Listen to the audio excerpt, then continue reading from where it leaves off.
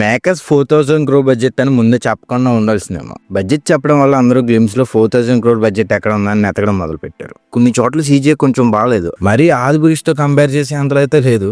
అయినా 4,000 crore budget అంటే మొత్తం సీజీఐకే పెట్టారు కదా. 1,000 crore to 800 crore మార్కెటింగ్ కి, అలాగే 500 crore యాక్టర్ రెమ్యునరేషన్స్ కి అయిపోతాయి. ఇంక మిగిలేదు 2,500 కోట్లు. ఈ 2,500 కోట్లలో ఒక 1,000 crore మాత్రమే పార్ట్ 1 కి పెడతారు. ఎందుకంటే మేజర్ సీక్వెన్సెస్ అన్ని పార్ట్ 2 లోనే ఉంటాయి. రాముడి క్యారెక్టర్ కానీ, రావణాసుడికి రాముడికి యుద్ధం, ఇదంతా పార్ట్ 2 లోనే ఉంటుంది. అలాగే వానర సైన్యం, వీటికి ఎక్కువ బడ్జెట్ అయితే అవుతుంది. సో పార్ట్ 1 కంటే పార్ట్ 2 కి ఎక్కువ బడ్జెట్ అవుతుంది. పార్ట్ 1 కి 1,000 crore మాత్రమే సీజీఐకి ఇస్తారు. ఇది తక్కువ అంటే ఇది చాలా ఎక్కువే. గ్లిమ్స్ లో అయితే సీజీ కొన్ని చోట్ల బ్యాడ్ గానే ఉంది. కొన్ని షార్ట్స్ అయితే చాలా బాగున్నాయి, కొన్ని చోట్ల అయితే బ్యాడ్ గా అనిపించింది. అండ్ సీరియల్ వైబ్స్ కూడా వచ్చింది, మరి వర్స్ట్ గా అయితే లేదు. కలర్ గ్రేడింగ్ కూడా ఇంకా బాగోవాలి. రణబీర్ కపూర్ గారు రాముడి క్యారెక్టర్ అయితే సెట్ అయ్యారు, నాకైతే సెట్ అయ్యారు. రాముల వారి గెటప్ కూడా చాలా బాగుంది. అండ్ సీజీ అయితే కొన్ని చోట్ల చాలా బాగా అనిపించింది, కొన్ని చోట్ల మాత్రం హార్డ్ గా ఉంది.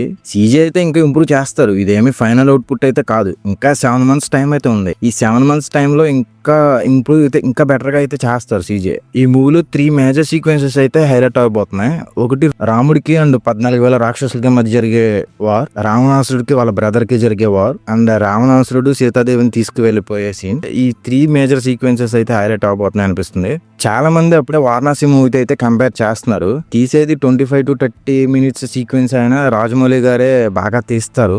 రామాయణం మూవీ కూడా అదే మైనస్ అవబోతుంది. ఎందుకంటే రామాయణం పార్ట్ 1 ఎండ్ అయ్యేది రావణాసురుడు సీతాదేవిని తీసుకెళ్లే కాడ.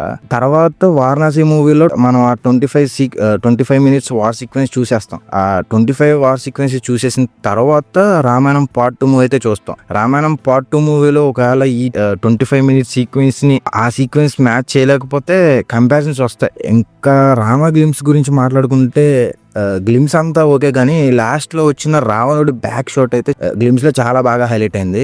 ఓవరాల్ గ్లిమ్స్ లో చూసుకుంటే నాకు బాగా నచ్చిన సీజీ షాట్ అంటే ఆ పుష్పక విమానం. ఆ సీజీ అంతా చాలా పర్ఫెక్ట్ గా ఉంది. సో ఇవి నా థాట్స్ రామ గ్లిమ్స్ మీద. మరి మీకు గ్లిమ్స్ ఎలా అనిపించిందో కామెంట్ చేయడం మాత్రం మర్చిపోద్దు. ఇంకా సెలవు.